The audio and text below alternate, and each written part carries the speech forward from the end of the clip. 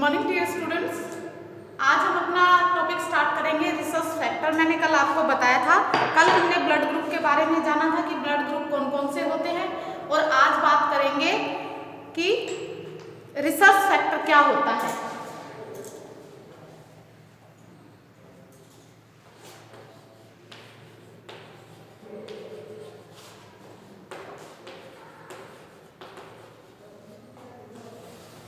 यानी इसको बोलते हैं RH फैक्टर।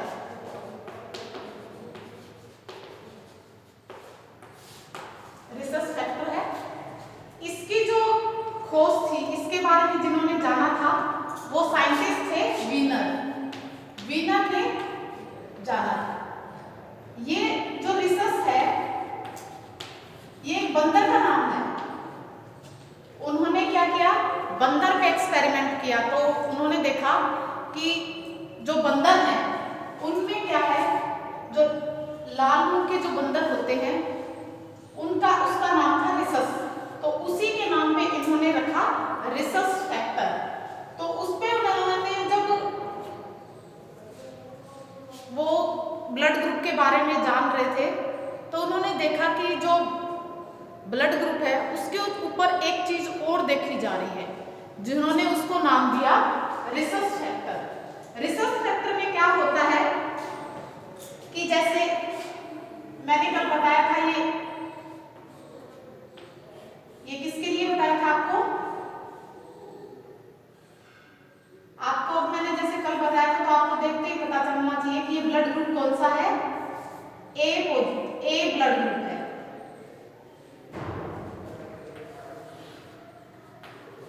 बी में कैसा था, ऐसे थे।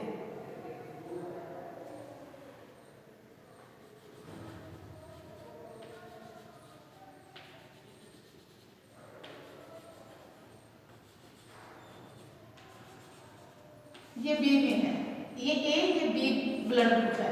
अब इन्होंने देखा, जब इन्होंने इस पे रिसर्च कर रहे थे तो देखा कि इसके ऊपर एक चीज और बनी हुई है।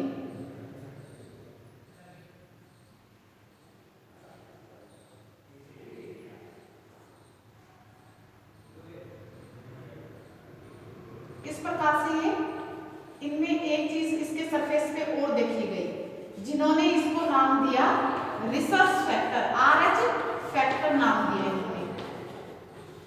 अब जिसके ये ऊपर होता था उसको बोलते थे, यानी कोई भी चीज होती है अगर हमारे अंदर होती है तो उसको क्या बोलते हैं, पॉजिटिव है। अगर वो नहीं है तो उसको नेगेटिव बोलते हैं।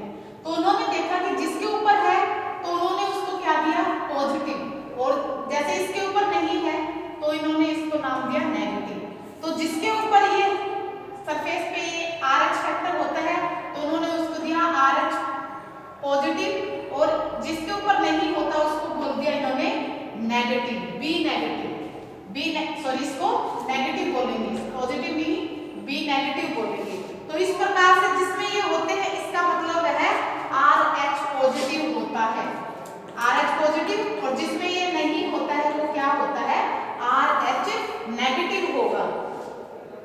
अब इसमें बात क्या है कि डोनर की और उसकी बात करते हैं।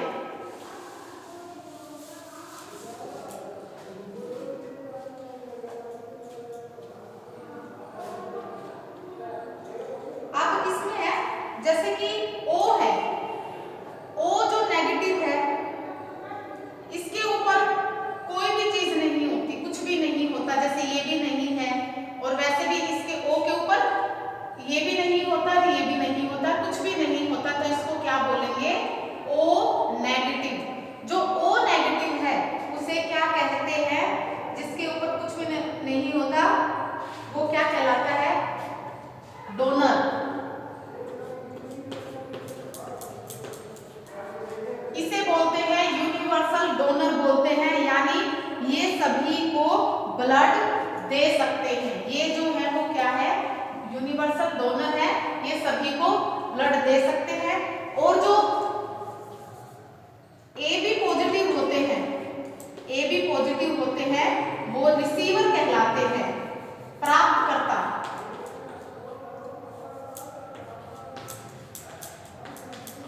यानी ये ए बी पॉजिटिव ग्रुप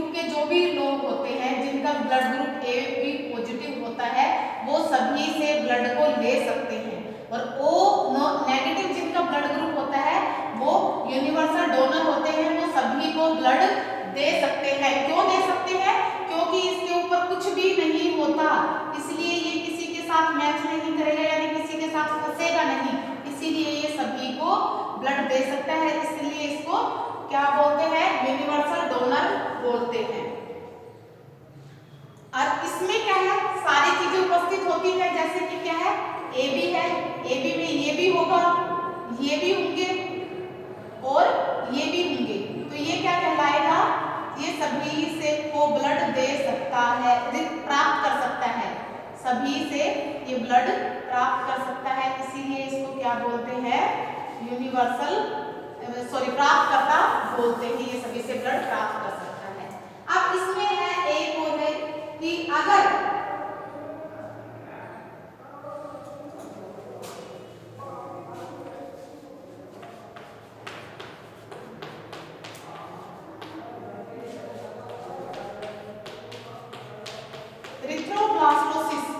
ये क्या है? एक बीमारी है, और वो किसकी वजह से होती है? रिसर्च फैक्टर की इससे होता है, एरिथ्रोब्लास्टोसिस बोलते हैं इसको।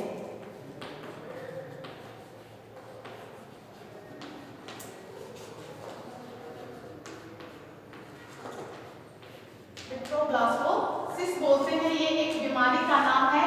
अगर इसमें क्या होता है, इसके अंदर मेल का RH पॉजिटिव है और फीमेल का इसमें नेगेटिव है, यानी इसके अंदर फीमेल का नेगेटिव है,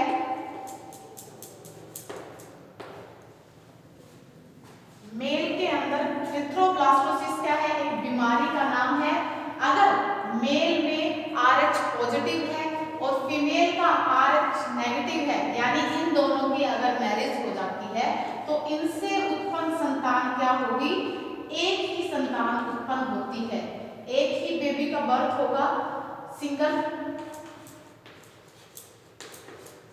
बेबी होगा, और उसके बाद वो क्या है? कंसीव अगर कर भी लेती है तो जो बच्चा होगा वो क्या है? जीवित नहीं रहता है। उसका कारण क्या होता है कि जब वो उसकी जो एम्ब्रियो सैक होती है वो क्या होती है? फट जाती है। जब बेबी पैदा होने वाला होता है, एम्नियोटिक सैक होती है, इस एम्नियोटिक सैक होती है वो क्या है? झिल्ली होती है, एक झिल्ली होती है। ये झिल्ली क्या है? जब बच्चा पैदा होता है तो ये फट जाती है, और इसके फटने से जो फीमेल का नेगेटिव है वो इसके साथ पॉजिटिव, यानी आपस में मिलकर क्या बनाते हैं? एरिथ्रोब्लास्टोसिस ये बीमारी है जो हो जाती है, उससे बच्चे जन्म से पहले ही मृत्यु हो जाती है। तो इस केस में अगर डिलीवरी मान लो कंसीव कर भी लिया और बच्चा पूरा है तो उसकी क्या है? प्रीमेच्योर डिलीवरी करवानी पड़ती है। तो इसीलिए ये क्या है? RH फैक्टर सभी के लिए आवश्यक होता है। तो अगर मेल का पॉजिटिव है, फीमेल का नेगेटिव है, तब क्या होती है? दिक्कत होती है अगर RH फैक्टर में। इसके अलावा हम बात करते हैं अगर मेल में और फीमेल में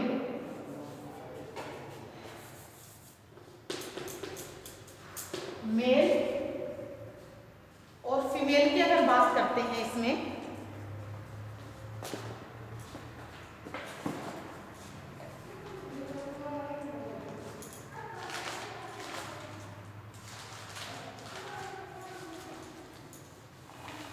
अगर इसमें माता का मेल या फीमेल मान लो, अगर इसमें माँ का पॉजिटिव है, पिता का पॉजिटिव है, फीमेल का नेगेटिव पॉजिटिव है, तो दोनों से बच्चे कैसे होंगे? नॉर्मल होंगे। अगर इसके अंदर RH नेगेटिव होता है, दोनों का RH नेगेटिव होता है दोनों का, तब भी बच्चा क्या होगा? नॉर्मल होगा। अगर मेल का यानी पिता का पॉजिटिव है, माता का पॉजिटिव है, तब भी बच्चा सामान्य होगा। पिता का नेगेटिव है और माँ का नेगेटिव है तब भी बच्चा सामान्य होगा, और इसमें अगर पिता का नेगेटिव है और माता का RH फैक्टर पॉजिटिव है तब क्या होगा, तब भी बच्चा क्या होगा, सामान्य पैदा होगा यानी नॉर्मल हो जाएगा।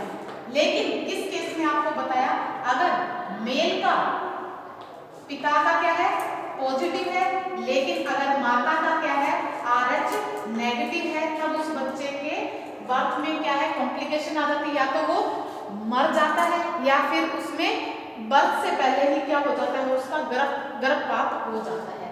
तो ये था हमारा RH फैक्टर। अब हम इसमें बात करते हैं ब्लड, इसके अंदर हम नाड़ी गति की बात करते हैं, पल्स रेट की बात करते हैं कि पल्स रेट क्या होती है।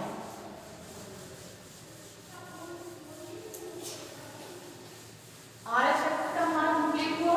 ये इतना ही पूछा जाता है कि RH फैक्टर क्या है, तो आपको बताना होगा कि क्या होता है, किससे इसका नाम हुआ, किसने इस साइंटिस्ट कौन थे। अब इसमें हम बात करते हैं नाड़ी गति की।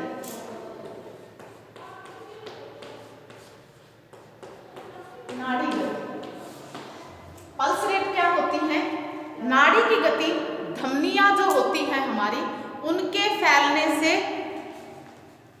और सिकुड़ने के कारण एक लहर उत्पन्न होती है।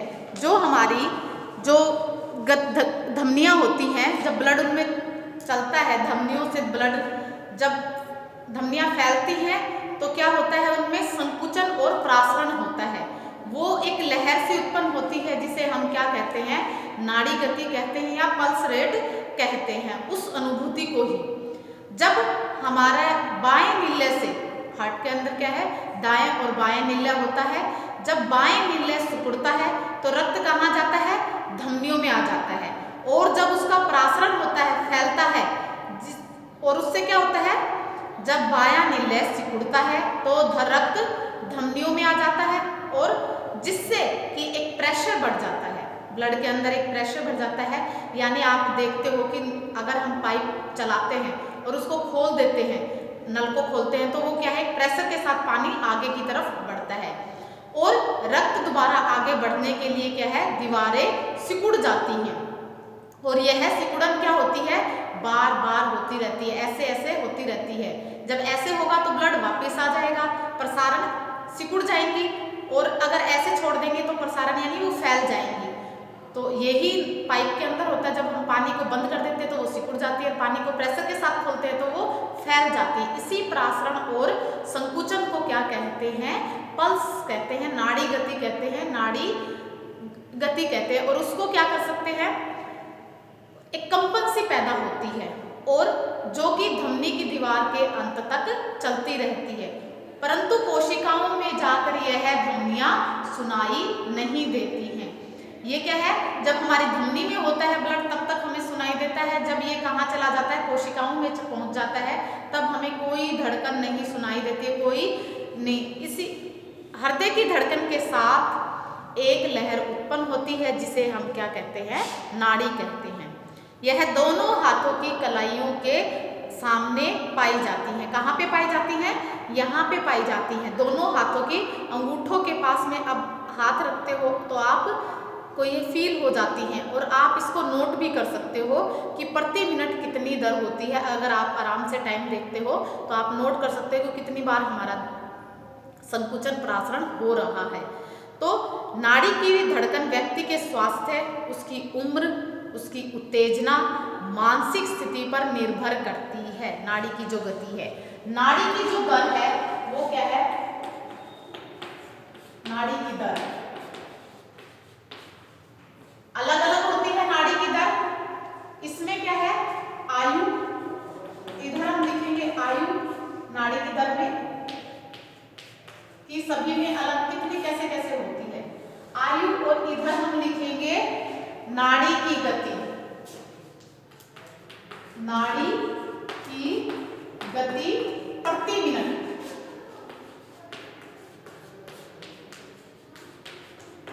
कि एक मिनट में कितनी गति होती है। तो आयु की बात करते हैं, अगर हम नवजात शिशु की बात करते हैं, आपको बता दें नवजात जो शिशु शिशु होता है उसकी नाड़ी की गति सर्वाधिक होती है, सबसे अधिक उसकी नाड़ी की गति होती है। उसका कितना होता है 150 से 170 बार। कितनी बार? 1 मिनट में उसकी जो नाड़ी गति है वो 150 से 170 बार धड़कती है। फिर हम 1 वर्ष का बच्चा जब हो जाता है तो उसकी जो नाड़ी दर है वो कम हो जाती है, 120 से 150 बार हो जाती है। इस प्रकार 2 वर्ष का बच्चा जब हो जाता है तो उसकी और भी कम हो जाती है। 2 वर्ष के बच्चे की हो जाती है 110 से 120 बार, 110 से 120 बार हो जाती है। जब बच्चा 4 से 6 वर्ष का हो जाता है, 4 to 6 ईयर का हो जाता है, तो उसकी नाड़ी गति 95 बार हो जाती है, 95 बार हो जाती है। ऐसे ही अगर वो 7 से 14 वर्ष का बच्चा हो जाता है, 14 ईयर्स 7 to 14 ईयर्स का हो जाता है, तो उससे 75 से 90 बार उसकी नाड़ी गति हो जाती है, 90 बार हो जाती है। और वह वयस्क बन जाता है। वयस्क यानी अडल्ट हो जाता है तो उसकी जो नाड़ी गति है वो कितनी हो जाती है? अडल्ट की कितनी होती है? 75 से इसमें कितनी हो जाती है? 72 से 75 बार हो जाती है, 72 से 75 बार हो जाती है। नॉर्मली क्वेश्चन पूछा जाता है कि एक स्वस्थ व्यक्ति की जो मैच्योर है, अडल्ट है, एक अडल्ट व्यक्ति की नाड़ी गति पल्स रेट कितनी होती है? तो क्वेश्चन में ऑप्शन में दिया होता है मोस्टली 72 बार। 72 बार 1 मिनट में 72 बार धड़कता है। और जो वृद्धावस्था होती है, वृद्धावस्था में कितनी हो जाती है?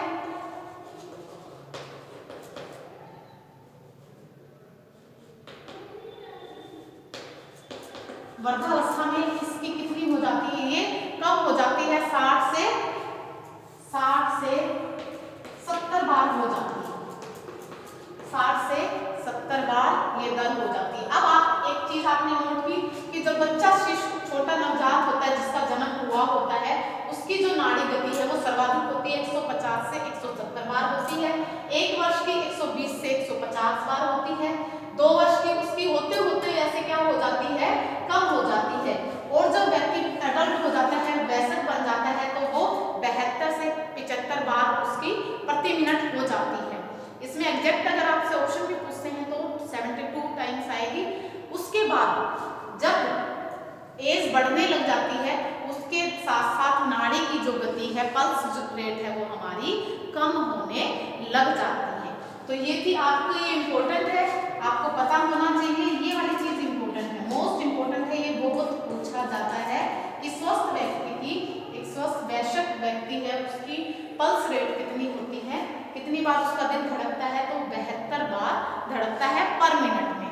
तो आज के लिए हमने किया RH फैक्टर किया और उसके बाद हमने पल्स रेट की है। तो आज के लिए इतना ही, बाकी कल की क्लास में।